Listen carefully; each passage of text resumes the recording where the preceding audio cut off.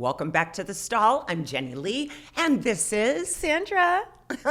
Welcome back. Wow, today's a really big show. We're going to be talking about mental health. I'm excited. This is one of my favorite topics. Why is it a favorite topic? I feel like, especially with my generation, we're very open about it now, which is so nice. From what I've heard, I feel like in the past, there's like so much stigma around talking about mental health. You're right. Ooh, come on in. Let's get down and dirty. The totally unfiltered, honest. Up to my brain. I love your brain. Stall talk. Stall talk. Y'all ready?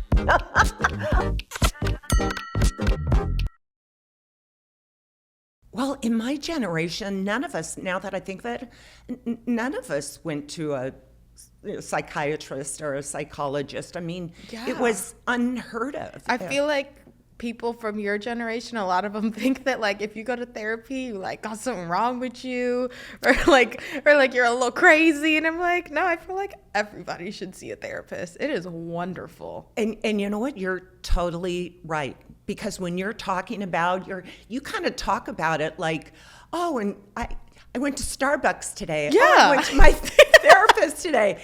And how all you guys talk about it. And I if I was doing that, I wouldn't be sharing it. Oh, why is that? Because you're right. I think that it's really personal, and you're totally right. I think that I'd be admitting that something was possibly wrong with my brain. Oh, there's a whole lot wrong with my brain. Oh my God. And I'm like, I openly admit I got ADHD, anxiety, and depression. I'm on all the meds. But that makes me me. You're so cute. But yeah, you don't, and so even in my generation, even today, amongst my siblings and all that, it's if somebody's having an issue or, you just don't talk about it still. So that's so interesting. Yeah, and I don't value that position. I mean, again, so what I do is when I'm having a hard time mentally, what do I do, Cass? You either go to the stalls or you talk to your mom. Oh, bless you, remembering mom. But no, I pretty much head to the stalls. Yeah. Or do gardening, and I do other things. I feel like there's lots of forms of therapy. Gardening, taking care of the animals, speaking to a therapist. There's lots of different forms of it. You know what? I will say my journey with a therapist, very personal, is I had a horrific car accident some years back. And my doctor said to me, she said, Jenny, your problem's not going to be with your physical. Even though I broke my neck, I broke my back, I blew out both my knees, I broke my foot and all that, but she still said that stuff we can fix. Your biggest obstacle is going to be your mental health. And she said that from day one. And she said, you must go to a therapist. And I said, well, I'll go to you have to go to the head guy first and then, get on some proper meds to begin with, because I mean, I didn't leave the home for 2 years or something. But anyway, it did lead on that he said, well, you really need to come back and see somebody. And I was like, oh, I really have to. Okay, You're well, like, maybe something's really wrong with me. And I will say that going to this lady, it transformed my life. It's wonderful. It is wonderful. So I do acknowledge it, and I also do think, because I'm smart enough to know that mental health is just as important as your physical health, because they even say like so much of disease, it's so important that you think positive and you have hope, right? And you have good endomorphs in your brain, right? I was just thinking about how I recently switched therapists. I used to have a woman therapist. Now I have a male therapist. Why did you switch? I ended up, my first therapist I had was like through my school. And then because I was in college, and then I like switched and like got a therapist through like my insurance. But I was so nervous because I got assigned a male, and I was like, well, most of the stuff I talk about in therapy is like boys. So I was like, how am I going to talk to a male therapist about like like sleeping with boys. Right. And I was so nervous, but now I love it. It's like having an insight to a male's mind. It's so nice. Oh, see, that is intriguing. He's great. I mean, maybe one day I'll grow up and I'll do that. You should. It's wonderful. You know what? I know. Something that I really should do for my own health, right? Yeah. Do you think I'd be allowed to bring my donkey in with me or something? I have my dogs with me. Literally, you I do? Yeah, You I do bring- it. I do mine on Zoom, like this Oh, medical okay. portal Oh. thing. Yeah, and I'll just be sitting in my bed with my dogs, and he has a dog too. He just got a puppy, so like at the beginning of our therapy session, it's like showing each other our puppies, and I love that part. And you know what? That's another thing is I even just learned how to Zoom, as you know, this Yeah. past year because of Stall Talk. So that even puts a different thought in my brain is before I used to always have to go into an office, but oftentimes now you can go Do to it in your bed. You can do a therapist. Is that common to go to therapy via Zoom? I feel like more people are doing it now, like online and from their home, than actually like going into the office. And it's nice because it takes away that like scary feeling of See? like Yeah. going and checking in and Right. sitting in the waiting room. And See? now you get to Yeah. skip all of that and just be in your bed in the comfort of your own home. So how do you think about sharing therapy and all that on social media? Honestly, I love it. I feel like before I felt so alone, like nobody talks about these things. And I thought like it was just me going through all these things. As I remember when I went through the process of like getting on medication for all those different things that I have, I was like, what is the process? Like I had no idea. So I would go online and try to like, search up like other people going through this, and nobody was posting about it. So I finally like posted on my Instagram. I was like, hey guys, I'm starting this new thing. Like I have ADHD, anxiety, and depression. So like, And there you how go. did they It's out there. respond? So great. I had so many comments and messages from people being like, oh my gosh, I'm on it too. I'm on it too. And I was like, wow, I thought it was just me. And so many people like talk about how like they're on it too. And it's so nice that's like, there's like this community online, like on TikTok all the time. People are sharing like what they go through, like their anxiety, their depression, and all kinds of stuff. And it makes me feel not so alone. And it's nice to know that it helps other people too.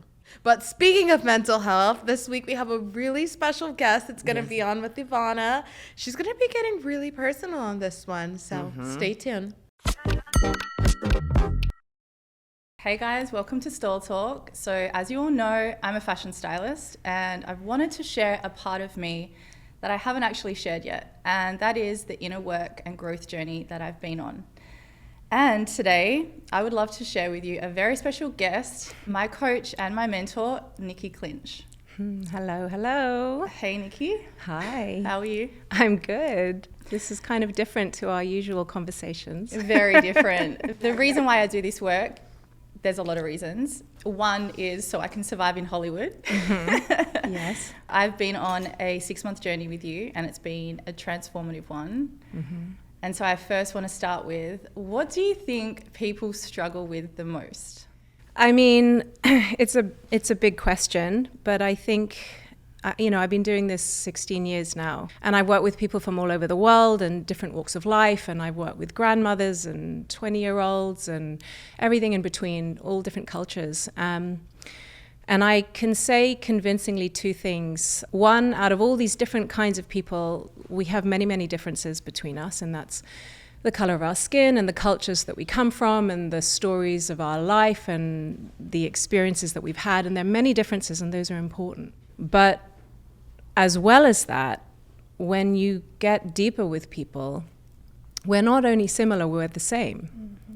And so in all those years working with all these different kinds of people, I see a very consistent struggle. And this is the answer to your question, is that we seem to be consistently searching for something like the bridge to the other side. And when I get to the other side, well, then finally I'll be able to feel like I'm worthy, or feel like I can be happy, or feel like I've had enough, or I'm safe, or something on the other side of that bridge is going to finally take us away from the very thing that we've been trying to solve our whole life. So that is one consistent problem that I've seen in everyone I've ever worked with, is this kind of constant search. And the other consistent problem that comes with that is that no matter how much we keep searching, it never seems to actually solve the very thing that we're longing for. And the very thing that we're longing for seems to predominantly be unconscious. And it shows up in repeating patterns and cycles that just keep going round and round and round in different forms and different expressions. And I've literally had people in their 80s in my programs who are still searching. Mm-hmm. And the cycles just keep going round. And so that kind of hope that one day we'll get there, mm-hmm. it's an illusion. And so what is it that we're searching for, and why is it that we can't solve it by the way that we're looking for it? So that's a consistent problem that I see in everyone I've ever worked with. Mm-hmm. Okay, so for the listeners that aren't familiar with your style of coaching, mm-hmm. can you explain how BodyMind Maturation differs from usual therapy? Firstly, I want to make it really clear that there's not one that's better than the other. Mm-hmm. It just depends on where you are in your journey and what it is that you're ready for and what you need. I personally was in therapy for 20 years of my life, and it was fundamental in my journey and my growth. But what I noticed was that even though I had been in therapy for 20 years and I had gained an extraordinary amount of awareness over why I am the way I am. Like, why do I get triggered, and what happened in my childhood, and why do I feel this way, and what my limiting beliefs are. I understood a lot about myself. Mm-hmm. But what I started to see was that understanding of myself didn't seem to be deep enough to shift how I actually experienced my life in the moments that I experienced it. So I was still finding myself having the same triggers mm-hmm. and the same experiences of struggles, even though I understood it wasn't shifting how I was actually living. Mm-hmm. Which is, of course, then when I went in to train in what I do and why I help people the way I do. So I guess the distinction is that in psychotherapy, you're looking at yourself on an individual level. Mm-hmm. Why do I struggle with my life the way I am? Why does it happen to me? How do I solve my problems? And that's all based on individuality, mm-hmm. and that's important. But that can only get us so far. And with BodyMind Maturation, we have to zoom right out and have a look at what's creating these patterns and cycles from an ontological context, which is from the design of the human condition, mm-hmm. meaning the mind that gives us the way that we experience our life and the way that we think about ourselves in our life and the way that we identify with ourselves is run by the same mind in every human being. And so in BodyMind Maturation, it's like going up in an airplane and looking out the window when you hit 30,000 feet and you start noticing patterns and sequences in the landscape of the ground that you couldn't see when you were standing on the ground. That's like BodyMind Maturation. It's like we're zooming out and looking at your life and your patterns and how you struggle in it, but from the context of human being. And you start to see patterns in the landscape that you just couldn't see when you were just looking at it on an Ivanna level. Mm-hmm. What's wrong with me? How do I solve me? And so in order to be able to get even bigger shifts, when you start seeing, wow, what's running my life is the human condition. Mm-hmm. And that starts to shift your whole relationship with being a human being and having a human mind, which gives you a whole nother level of power and freedom that you just can't access mm-hmm. when you're looking at it only on an individual level. So when I came to you, I was struggling with repetitive patterns that were inside relationships. There was panic, there was chaos. Mm-hmm. Can you share with the listeners what you noticed in me when you first started working with me? Well, I think the first thing to say is a lot of people, including yourself, mm-hmm. feel a lot of shame about that. Mm-hmm. And I want to just kind of set that context that a lot of people struggle with what you were struggling with, mm-hmm. including myself. Mm-hmm. But then we don't want anyone to know about it because we're like, but we've done this work and this is my 5th relationship and I'm like in the same struggle that I was in before. What's wrong with me? Yes, that part. And then the what's wrong with me makes you want to make it a secret, which makes it even worse. And then the whole thing just gets worse and worse. So it's important that everybody hears that. This isn't just you. And you're not broken. There's nothing wrong with you. So what did I see in you? I saw someone that was starting to panic that the same problems were repeating and you didn't know how to get to them. Why is it that I've done this and I've done that in my own healing, but it's not changing? So the what's wrong with me was getting louder. Does that feel true? Yes. Yes. Bang on. And of course that creates shame, and shame is, see, guilt is when we do something wrong. Shame is when we think who we are is wrong. Right. It was more so I've done so much work and I have this awareness, but I'm on that hamster wheel again. Why can't it stop? Yeah. Why is this awareness not allowing me to stop myself getting activated in the very moment of intimacy with another human being? Which is, of course, such a painful moment because we all long for intimacy. And it wasn't just in relationships, it was friendships, Everywhere. everywhere. Right. Now, so what I saw in you was I saw yourself losing a grip on something that you thought you were able to manage and control, but it was no longer able to manage and control, while simultaneously thinking worse and worse about yourself, that there was something really broken about you. And that's when things just start spiraling. Yep. We went all the way back through your life and you saw it looping. It was crazy that something from my childhood that I was experiencing with my mum was literally playing out in my current reality. And it was like so hard to fathom that something so far back was just still at play. Yes, and then you think it's because of them, or it's because of my stomach, or it's because of my face, or it's because of the money in my bank account. And then that just becomes bigger and bigger problems that you can't solve, right? So once you start to see that you're stuck in a time loop, and it's not just similar, it's the same. It's like an almost identical experience of the feelings that you were feeling as a child looping with the same thought process as a child. So it's mental and body experiential, emotional. That was a lot to deal with, grieve. And it was such a profound shift that it takes a while to process. Yes. But when you see the blind spot, it's like, holy shit. It is. I need to then go and relearn how to be. How to be Ivanna. Yeah. Who is Ivanna? Yes. If you're not that person, right? Yeah, and I think we go through multiple layers of that in any self-development journey. There's just multiple pops of these light bulb moments, and that's for everyone in my work and outside of my work. But I think that moment when you realize that what's repeating is a time loop, and it's identical, and it's made up of feelings and thoughts, and God, does it feel real? Like, it feels so real that the way that his mouth is moving is really that he's dismissing me and doesn't want me and I'm not lovable. Like, it's like, it's a massive blind spot that pops, and a blind spot doesn't appear like a blind spot. A blind spot only appears like a blind spot the moment you see it. Right. Before that, it seems normal. It's just normal. And this is happening to me. And the moment you see it, it's like someone's come and wiped your glasses or your windscreen, and suddenly everything becomes clear. Yeah. And that's another level of power that you start accessing. Then you realize, whoa, every person I've ever been in a relationship with is like, it's my mother, but on his face.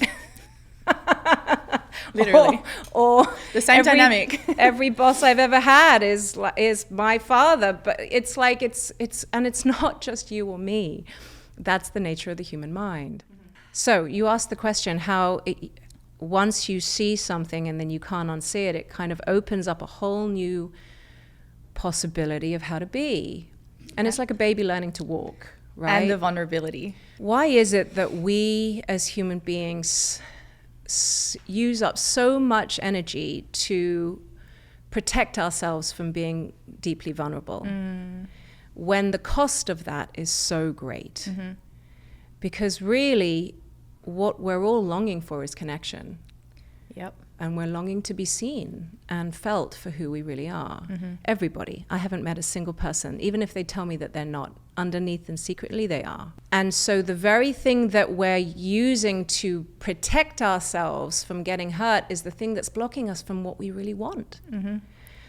So we have to make a trade. It's like, am I ready to stop being in a battle and just let myself put the armor down? And can I tolerate being this vulnerable? But the gift is that I get to feel seen and connected.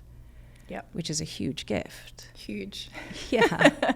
I think that's one of the biggest things that I've taken away from our coaching is the vulnerability and having to navigate going in and out of it, because I feel myself closing up around certain situations or people, and I'm like, okay, what would love do? When Nicky says, what would love do? Yeah. And it's remaining open and vulnerable. I think also for me, it's the letting go of control and the surrender of like how things are supposed to be and the expectation of like how people need to show up and how I need to show up, and this like perfectionism. And it's just like, it freezes you to the point where that's where I felt stuck in my body when I was like started working with you. Yes. Yeah, I mean, I actually wrote a book called Surrender, and little did I know that that was basically me signing a contract, that was how I was now going to have to live for the rest of my life. But what does that even mean, surrender? A lot of people hear the word surrender and they think it's like giving up or somehow being passive. But no, it takes an awful lot of courage and self-trust. And that was actually something that I was really committed to working with you on, to helping you develop that. I knew that if I could help you develop a really deep level of self-trust, you were going to be just like a rocket ship from there. So, you know, surrender is not about giving up. It's about being courageous enough to let go of the grip. Yeah. And to trust. Let go. Just let go. And to trust that in your letting go, life can flow. And you can let yourself be rather than trying to control and manage everything. And in that, really beautiful things start, emerging. Things that you would never believe would start emerging. People start behaving differently around you. Have you noticed that? Huge difference. The amount of flow and momentum that I've had already inside my business with my clients is like insane. Yes. Like it is such a huge shift, but I'm like, what is so different? But everything is different. Yeah. That's one of the most common things people say when they come out of our programs. It's like nothing has changed, but everything is different. And what does that mean? It means that I have the same house, I have the same partner, I have the same body, and yet my relationship with all those things has completely shifted, that I am experiencing it all like a new life. Like I literally have seen people come out of our programs and completely fall in love again with their husband of 20 years as if they have had a new marriage. Wow. And it's like the same marriage, but your relationship with it and your perception of it is completely shifted, that you're experiencing it completely differently. And of course, we live in the life that we experience. That's the world that we get. And I feel like everyone struggles with relationships, right? I have a saying when if you want to do the advanced program, get into a relationship. Because everybody thinks that we should be getting into relationships because of some romantic fairy tale, and the purpose of the relationship is to make me happy. No, we've been taught completely in a distorted way. Eckhart Tolle says that the purpose of relationships is for our evolution. Right. Meaning there's only so far you can get in learning about yourself until you need an intimate mirror. Hence get into a relationship, and then you have an intimate mirror with you all the time. Right. And so once the hormones wear off, the in love honeymoon phase, it's so fun, it's amazing, and then once all those hormones wear off and those chemicals die down, that's when the relationship begins. And usually that's when the triggers start happening and the dynamics start happening, and that's when the work begins. Then it's like, okay, can we be an intimate mirror to each other and learn how to work through these things that we're bringing up in each other so that we can both grow and get closer and experience even deeper love. If only we were taught just that part alone, like even growing up, how much more easier relationships would feel, because it's complete distortion of what we're taught. It is a complete distortion. I think that it's changing. I think that the generations are changing. You know, I have an 11-year-old daughter, and she said to me the other day, she was like, Mummy, I just don't want to watch all those cartoons where they keep getting these princesses get saved.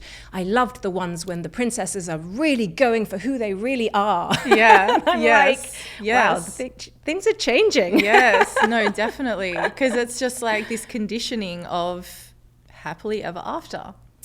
Yes. And I think that's why relationships are in trouble. You know, divorce rates are higher than ever before. And I think that the conversation around marriage is changing, but I think that people are realizing that the fairy tale is not sustainable, and it's also not real. What is one quick tip that you can share with listeners to shift themselves in the moment? Stop resisting the experience that you're having. And I know that sounds both passive and not powerful enough. Much of what creates suffering. You see, there's a difference between pain and suffering. I think what Buddha said was, pain is inevitable, but suffering is optional. The moment that we stop, we're resisting what is, meaning if there's sadness present or fear present or overwhelm present, the moment that we resist it and try to push it away and control it and manage it, it just gets worse. And it will get worse and worse and worse. And that's what creates suffering. If you can stop and actually be present with what is and stop resisting, I don't mean collapse into it, but actually just let yourself be with it. Let it be what it is. I know it sounds passive. It's not. It takes a lot of courage to be able to do that. You will not only discover that the suffering dissolves, but you start developing a trust in yourself that you didn't know you can have, and that changes everything. You do that 10 times in your life alone, that will change everything about your relationship with yourself. I think I heard that it takes 21 times to rewire a neural pathway in your brain. If you can just even train yourself to just be with the experiences that move through you, you are literally rewiring your brain. How can we feel safe and vulnerable inside of a relationship? I'm going to use myself as an example because I think that's helpful for people to hear and identify themselves in that. You know, I was in a 13-year marriage, and when I look back on that, I mean, I'm 45, so I've been doing this a while, but when I look back on why I got into that relationship, I was so kind of blinded by this fairy tale picture in my 30s, you know, and time was ticking, and it was like, you know, I better get on with it now. And so I thought that what I needed was to have children and get married, and then I could tick that box, and somehow I would be happy. And what I discovered, firstly, I want to say that I do not for a second count the end of that 13-year marriage as a failure. I count it as a huge success, because both of us grew enormously in that 13 years, and we're still very good friends, and we're great parents to our children. But what I discovered in that time was so much about myself that, you know, we spend so much time saying that we want love. We want love, we want love, we want love. I'm ready for love, I'm ready for love. But actually what I discovered was how frightening it is to really let love in. And my husband at the time discovered the same about him. And intimacy is so deeply exposing, and it brings up everything that you've carried from your past around why it's scary to open your heart. When I came out of that marriage, I think the biggest thing for me to learn was, am I ready to be so vulnerable that I was going to allow every part of myself to be seen, even the parts that I was insecure about, that I wasn't sure about. And I was ready for that. I was ready for that kind of intimacy. And then, of course, as the way that manifestation works, is I then attracted someone that I got into a relationship with that was ready to see me in that way. But what was so surprising was that when I attracted someone that was really available, really conscious and really present and really seeing me, I was so shocked at how frightening it was. Everything I said I wanted. I can imagine. All I wanted, I was like, oh my God. It's so frightening to stay there, not put the armor on, and let yourself be seen in all the deepest layers of yourself. But of course, in being able to sit with that and trust yourself and stay open, keep your heart open, of course, that's when you discover what love is. And then we go right back to the very thing that I say everybody wants. That's when you discover, oh, this is what it feels like to feel seen. Oh, this is what it feels like to be connected. And then I realized that all the work that I'd done on myself, this was the gift. And it's just so worth it. Scared shitless, but yeah. It's a good scared. It's a good scared. No, that was amazing honesty. Thank you so much. Because that's where I'm working towards. Is keeping my heart open. Wow, that was really deep. How did it feel to get into it? Super exposing, if I'm going to be honest. I obviously feel super confident with Nicky, and then even with you ladies, like just being vulnerable.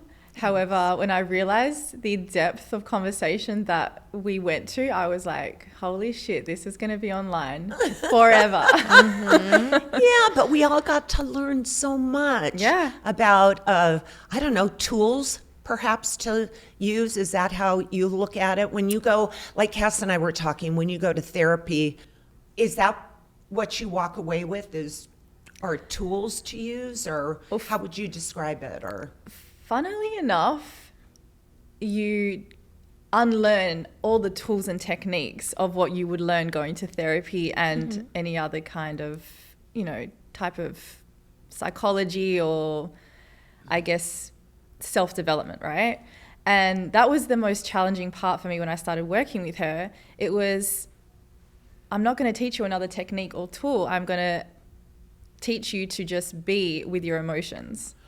That's the hardest part. Right. So you have to unlearn what we have thought or what's in our head. Well, unlearn any kind of tool or technique that you get from your therapist. And not to say that it's a bad thing or it doesn't work, but this kind of maturation coaching it's a whole different way of being. And so I had to sit with all these emotions, in the 4 months that I was working with her. And I'd been running from these emotions my entire life. Aren't we all? Right. And so I'm like, I don't want to do this. So it was like being a kid, like throwing a tantrum, like, I do not want to do this. I signed up for it, but now I'm like sitting with these emotions and I'm losing my mind. Can you go deeper into some of the things you had to unlearn? Ooh. Yeah. Sorry, I'm just like, I'm so curious. Yeah, good girl. It's a good question. Had to unlearn that there was something outside of me that was going to fix how I felt. And be okay with sitting with the emotion and allowing it to move through me, as opposed to, if I do this, then I'm going to feel this way. And my whole life I've been, all right, well, if I do things this way, I'm going to then feel like this. There's always like this outcome that you're searching for. Well, I have been anyway. What are you searching for? Searching to escape the feelings that I've been running from. That if I get to a certain point, it's going to make me feel a certain way. When I have this, it will be happily ever after, which is all total BS. Yeah. But when you say that you only went to her for 4 months, does that, can you use it later on? Are you going to need to go back? Is it, I'm totally ignorant to this to therapy, really. So, because Cass, you go to therapy, you've admitted, you go regularly. And this is a process that isn't regular. It is. I mean, I just chose to do, 4 months with her because it's not the cheapest type of therapy. I'm talking like thousands and thousands. Oh And my You paid goodness. thousands and thousands to unlearn? Yeah. Wow. Yeah. And I spent thousands and thousands to learn in college. But what's funny, the moment that I signed up for it and then started following her way of being, I almost like doubled my clients and then made back the money that I'd spent with her within like 5-6 months. Is her Oh type my of goodness. coaching not something that's covered by insurance? Definitely not. Okay. If I told you how much I spent, you wouldn't believe me. And see, I'm so cheap that I would. But that's how committed I am to like changing my whole way of being. I'm like, if I want what she's got, like I don't want to get advice from someone that doesn't have the life that I want. So I look at her life and I'm like, I want what she's got. I never take advice from someone that I don't want the same life that they're living. It just doesn't make any You sense. sound so smart. It's like, oh my god. So is that why people always ask me for advice? Oh, well, what can even viewers, do you think, what can they learn from this conversation, and how can they grow, and what can they take away? I on think their it's own? an introduction to a different way of bringing consciousness to things that you probably wouldn't have thought about before. Right. And recognizing patterns that, people might be running in their own life. Relationships especially. That was like a huge topic of our conversation. Do you learn about other relationships, how to distance yourself from them, or which ones you should incorporate, which ones you should not? I think you recognize why the past relationships that you've had haven't worked. And that's a huge realization, because when you realize that it's all from your past and it has nothing to do with the person in front of you, that's a big pill to swallow, because you're like, it's got nothing to do with the asshole that was in front of me that broke my heart. It all stems from childhood dynamic and a relationship that you had with either parent, or which parent didn't give you the love that you needed, and all. And speaking of that, then, how did your parents react? Did you share with them, and how did they react if you turn around and say, well, I acted like this because of what you did? Well, I hear that so much. And yeah, you people, have to be know? very conscious of not blaming, because there's this work and then there's blaming and shaming and guilt, and it's not about those three things, right? And wait, repeat that. Blaming, blame, shame and guilt. Yeah. Something that I always remind myself of is that parents are just people who just happen to have kids. Exactly. I feel like as we grow up, we put them on this pedestal.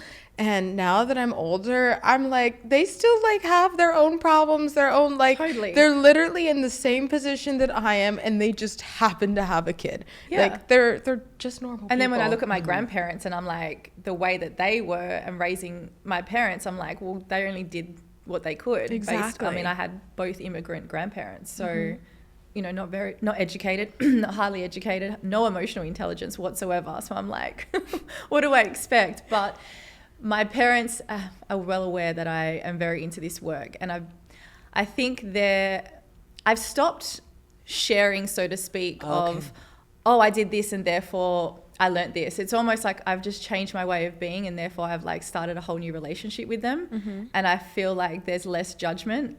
They probably feel less judged, because I think from the beginning when I first started going down that path, they probably felt very criticized and very judged, because I was having these realizations and sharing it, and it was, well, that would have been because of me. So yeah, I mean, I think my mum has felt more judged than my dad, because there was a lot of defensiveness and over explaining as to why certain things were the way they are. And I'm like, I have to be conscious with how I deliver it, because I don't want her to feel some kind of way. She just doesn't have the awareness of understanding. Do you regret that you did not do this when you were 20 instead of 38? You said that. I wish. Really? If I could turn back time, I wish I'd started this at 18 years old. And yet, maybe you weren't ready to hear it and to absorb it at that time. Yeah, I mean, you have to just accept that you come into contact with these things when you're ready, and different parts of your life.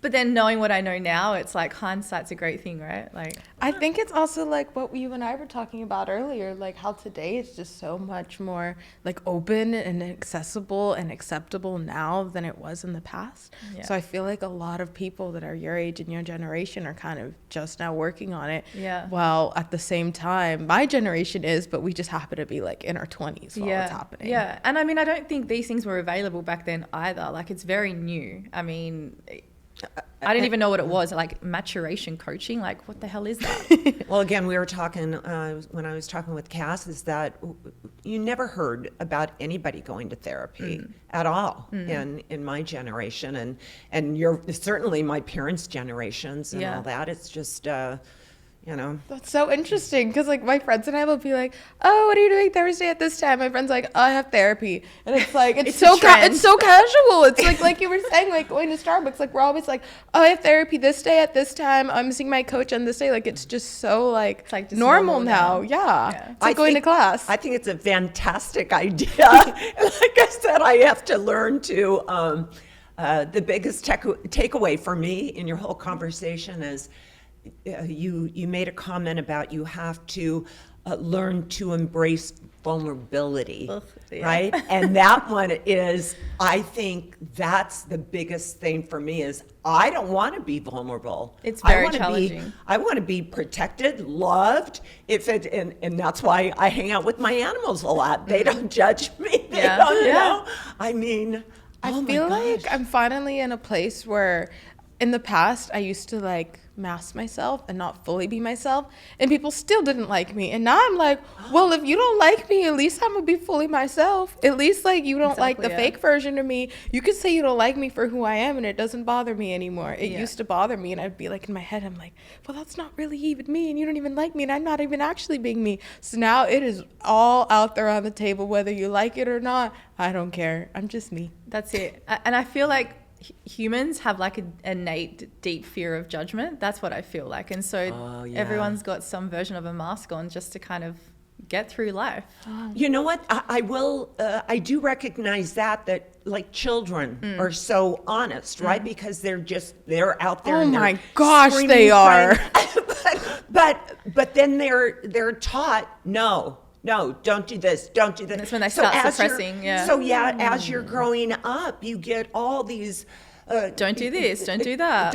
Right. But and I so don't feel like you're that's always thinking bad. about, pardon me? I don't feel like that's always a bad thing. I feel like that's also kind of a good thing, because I'm like, you don't have to tell somebody that you don't like their outfit. Like, there's certain things that kids say that I'm just like, oh, brutal. Like, I don't necessarily think that's a bad thing. Oh, no, I'm not saying, geez, if we could all be like children, I think we'd be much better off, because we're so screwed up with all these layers of defensiveness. But there's right? like suppression, and people aren't fully self-expressed because it's like, oh, if I say that, like it's Exactly. just they're not expressed. They're just holding it back for the sake of like, what's that going to mean? Is that going to mean they're not going to like me?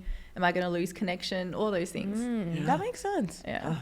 Well, gosh, again, what a big day for you. It was. I mean, and even us knowing you so well, I thought, oh, you were being brave. Were you nervous? I was. I really was. I felt for the first time in all my interviews, because I think I was the most vulnerable, and I know that it's going online, so I'm like, oh shit. Welcome to my role. I'm an open book. I say probably a little bit more than I even should. Yeah. No, but you were great about asking the questions and getting answers and having her. It's almost like a dance in some respects, right? Yeah, and I mean, she's obviously, going to hold space and hold you in the highest light, because I mean, that's who she is as a person. So there's a trust there. However, sharing yourself in a town like Hollywood to that extent, I mean, I guess I have nothing to hide now.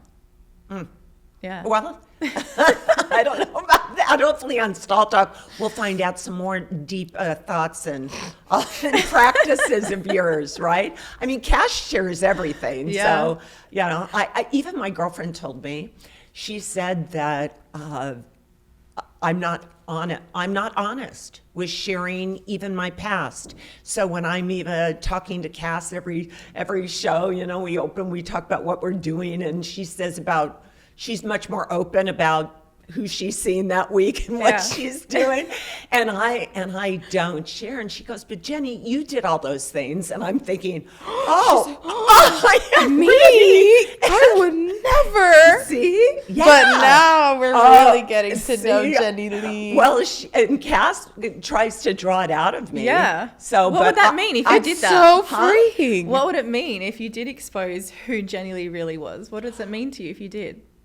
I don't think I'll ever do it. I think I'm too old. I overexpose. Wait, excuse me. If stall talk is in its 5th year, maybe by that time every year you'll see me open up a little bit more and admit, and Cass will go, oh, you are hiding that from me, because I do. I act more prim and proper and all that around Cass. I'm like, oh, and all that. And my girlfriend's going, Jenny, we did all that stuff. Yeah. And I'm thinking, no. So I've just blocked it out of my memory, apparently. But again, it's that generation, because my mum would be like, oh my God, Ivanna, don't talk like that. See? Don't say that. And I'm like, what are you talking about? We had this conversation last week behind closed doors, as if it's an issue. Oh, so it's this good girl, it's like the good girl conditioning that you're like trying to play up to. Absolutely. I feel like that's one thing that I really love about my family, is the way that I talk here, like with you guys, is the exact same way I talk at Thanksgiving. That's awesome, if you ask be me. at Thanksgiving dinner and they'll be like, what'd you do? And I'll be like, oh, I just had come for breakfast. Like, I will say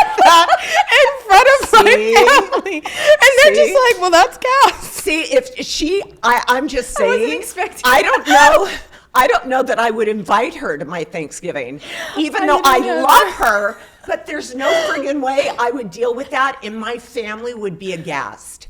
There's just no way. And then I'd be sitting there with my jaw on the table, having to apologize the whole time. And I'd get her in the back room and say, Cass, go out right now and play with the donkey, and I'll deal with you later. Well, I have common sense. Like, I know a time and a place. No, like, I'm not like in school, like talking to my professor. But then like, also, right? I mean, she's just being honest. Oh, right? I love her. And frankly, I'd also defend her and say, but she's what I'm wonderful. getting at But is the generation, the judgment of generation of like. Absolutely. Like, it's so normal. I bet so many other people did the same thing too, but they just don't talk about it. But see, at my age, I don't know that I can. Okay, so how old am I? I don't even think I it's can't age. relearn all those years. Generally, I think it's just generation, and it's just how we've been conditioned. Because at the end of the day, it's like, okay, if you were the same and you did the same sort of behavior, it's just like, what happened to you when you were honest, or like, did that mean that your mum reacted to you a certain kind of way? Like, there was absolutely right. That makes sense, because your guys' families are like that. Yeah. But mine isn't. It's like Italian Catholic family. Are you serious? As if women have sex it's like, hello, how did we just have all these babies? Like, exactly. It's like, when growing up, that I bought my first condo when I was really young, and my mom was really pissed that I was moving out of the house and moving away. Wow. And I said, and she indicated without saying it, that the only reason why you're doing that is so you can be with your boyfriend. Literally exactly like my mom and my dad. She left home so she could be with my dad. And I had to tell my mom, which was really hard. I said, Mom, I've already been with my boyfriend. So, but that's what we say is been. We would never said we're, screwing them or, God forbid you said the word sex. You can't say screwing them. And I couldn't even say I'm having sex with my boyfriend already, Mom. You would never. And it's just so- generational That is thing. and I guess your families and the people that you surround yourself with too. That makes sense. Now I will say, today my mother, bless her heart, she's 95. Oh wow. I will talk about the sex that I'm having today with my mom, that I'll go, Mom, I had some pretty good sex last night. And she'd be I love like, that. I wouldn't feel, not that that's the topic that I choose to still talk about with my mom, but I wouldn't have, so my mom has grown and I have to become more comfortable. Yeah. But I have a long way to go to be as comfortable as Cass, and I hope to. Too. I relate to that. Like, the older I have become, like with my mom, I just share a lot more, and she's like, nothing phases me these days. I've heard it all, so I'm like, this is great. She's getting somewhere. I love that. that. Yeah. Oh, well, I loved this journey. Thank you for taking us down it with you. And yeah. And well, hopefully we can hear from her again or something. I'd Yeah. like to go to her, but I'm too cheap. I wouldn't be paying the thousands of dollars. Maybe if she has some sort of group She class. does, and that's the thing. Okay. So basically, I did one of her group, situations, and I asked her after that to do one-on-one. It wasn't even an offer, and she was like, "Are you sure you want to go one-on-one?" I was like, "I'm very sure," and then I regretted it the moment I started it because of how much I had to face within myself. How do you feel now? I feel like a completely different person, and I'm like still grieving the old person that I was. So it's a transition. That makes sense. And what do you grieve I about guess the older person? who I thought I was that actually wasn't really me. It was just a bunch of conditioning and behavior patterns that I had. But did the older person have more fun? I wouldn't say more fun. I would say less chaos and drama. But see, I'm also a firm believer that ignorance is bliss. Because there's a lot that, because ignorance means, to qualify it, it's just that you just don't know. Yeah. It's not that you're stupid or anything else. You just don't know. You're ignorant of that scenario. Sure. And as I get older, it's like, no, I don't want to know. Yeah. I don't want to know. It's like when people on the news, if the news gets too bad, I turn it off. I know it's out there. I just don't want to know. I So too feel the sometimes- same at times. I'm like, if I didn't go down this path, I wouldn't have known this, and this. But then I'm like, the way that my life is now and how I run my business and the people that I get to work with, and like I live here in LA and I have the most amazing opportunities. I'm like, I don't think I would have gotten to this point if I had still been that person. That's fabulous. Everything happens for a reason. Yeah. Yeah. See, that's my big thing with Cass. Oh my We gosh. both believe that. Yeah. Well, thank you all so very much for sharing in this episode of Stall Talk, and thank you. And love these girls. Trending up, trending down. What? Hey guys, it's that time, trending up and trending down on Stall Talk. Right now, protein is all the rage. Get your protein content in, get your macros, all of that is the thing right now. So Khloe Kardashian just hopped on the trend and now she has protein popcorn. I keep seeing people talk about it all over the internet. I walked into Target and it was all over the shelves. What do you guys think about it? Have you tried it? Let's talk about it in the comments. That's all for me for trending up and trending down. So thanks so much for watching and listening another episode of Stall Talk. Don't forget to like, follow, and subscribe on all our social media platforms. Bye, guys. Bye-bye.